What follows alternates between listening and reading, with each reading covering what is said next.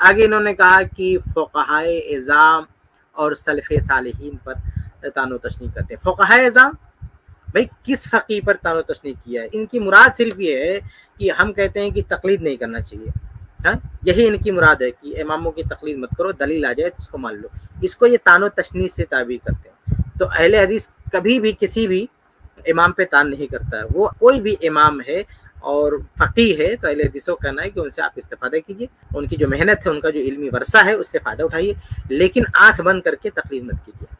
اگر دلیل واضح طور پہ ملتی ہے کہ ان سے خطا ہوئی ہے، دلیل واضح طور موجود ہے، تو دلیل کی بالادستی ہوگی، ہم دلیل کو مانیں گے، ان کو نہیں مانیں گے۔ تو اس کو یہ لوگ طعن و تشنیع سے تعبیر کرتے ہیں۔ جیسے عیسائی لوگ ہیں، مسلمانوں کو کیا کہتے ہیں کہ یہ لوگ ہمارے نبی کو نہیں مانتے، عیسیٰ علیہ السلام کو ایسا بولتے ہیں۔ تو عیسیٰ علیہ السلام کو کیا مسلمان نہیں مانتے ہیں؟ مانتے ہیں، عیسیٰ علیہ السلام کو مانتے ہیں، لیکن اس طرح نہیں مانتے جس طرح عیسائی لوگ مانتے ہیں۔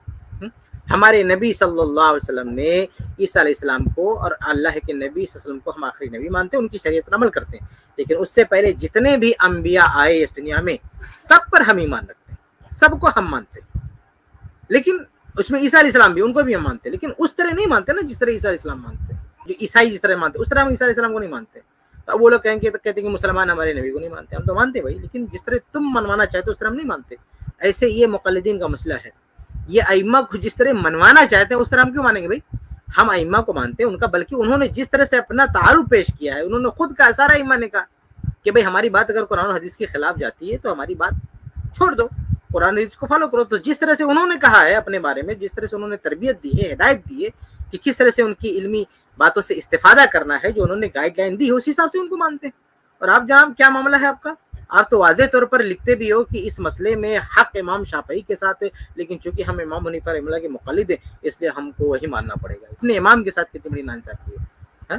تو بہرحال یہ کہنا کہ ائمہ پہ طعن و تشنیع کرتے ہیں یہ بہت غلط بات ہے، ہم نے کوئی طعن و تشنیع کیا۔ اچھا یہ صحابہ کرام کی بات کرتے ہیں، اس سے پہلے صحابہ کا ذکر کیا۔ دیکھیے یہ ان کی تقلید کا مسئلہ یہ ہے کہ تقلید میں اتنے زیادہ آگے جا چکے کہ اگر کسی صحابی کی بات ان کے مسلک کے خلاف جاتی ہے تو یہاں تک کہ ان لوگوں نے لکھ دیا کہ ابو ہریرہ رضی اللہ عنہ غیر فقیہ تھے۔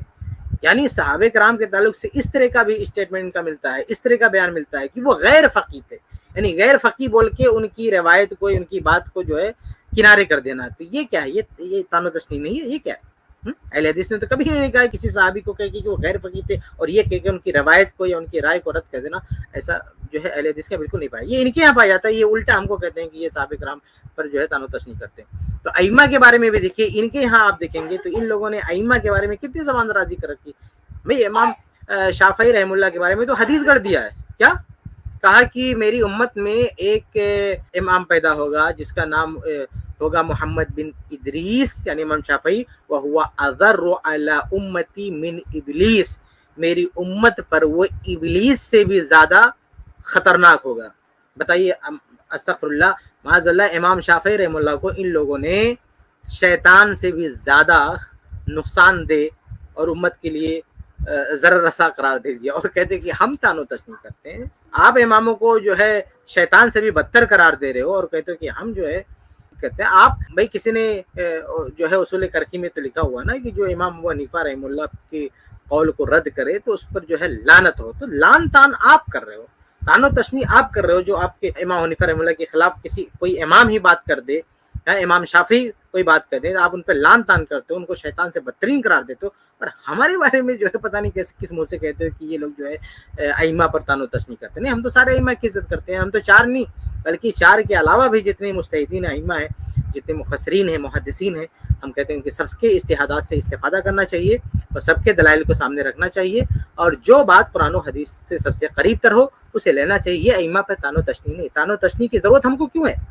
جب ہم نے دلیل قرآن و حدیث کو بنایا ہے، آپ جو ہے منطقی اعتبار سے سوچیے کہ ائمہ پر طعن و تشنیع کی ہمیں حاجت کیوں ہے، ہمیں کیوں ضرورت ہے؟ کوئی ضرورت نہیں ہے، کیونکہ ہم جب قرآن و حدیث کو دلیل مانتے ہیں، صحابہ کرام کے فہم کو ہم حجت مانتے ہیں، تو اب ان سب کو دلیل ماننے کے بعد ائمہ کو برا بھلا کہنے کی کوئی وجہ ہمارے پاس؟ کوئی وجہ نہیں۔ وجہ تو ان کے پاس ہے کہ انہوں نے کہ بعض ائمہ کو بٹوارا کر دیا کہ ان کو مانیں گے دوسروں کو نہیں مانیں گے۔ تو آپ کے پاس وجہ ہے طعن و تشنیع، ہمارے پاس تو کوئی وجہ نہیں ہے، نہ ہم نے طعن و تشنیع کی ہے۔ آپ کے پاس وجہ بھی ہے طعن و تشنیع کی، اور آپ نے طعن و تشنیع کی بھی ہے۔ آپ نے شیطان سے بدتر پتہ نہیں کیا کیا کہا ائمہ کو، بلکہ ائمہ اربعہ میں سے بھی دوسروں کو کیا کچھ کہا آپ نے۔ تو اس لیے اہل حدیث کو بدنام کرنا یہ بہت غلط بات ہے. آگے انہوں نے کیا کہا دیکھتے ہیں. اس کلپ کی فل ویڈیو دیکھنے کے لیے ہمارے چینل پر ضرور آئیں. آئی پلس ٹی وی نے ایک نیا یوٹیوب چینل شروع کیا ہے جس کا نام ہے آئی پلس ٹی وی اختلاف کا حل. اس چینل پر صرف اختلافی مسائل پر ویڈیوز آئے گی، لیکن دلائل کے ساتھ اور بھائی چارگی کے ساتھ. آپ کو میں دعوت دیتا ہوں کہ آپ بھی ہمارے اس چینل کو سبسکرائب کریں، ہماری ویڈیوز کو شیئر کریں اور نوٹیفیکیشن آئیکن کو آل سلیکٹ کریں تاکہ آپ کو ہماری ویڈیوز کا نوٹیفیکیشن مل سکے. جزاک اللہ خیر، والسلام علیکم ورحمۃ اللہ.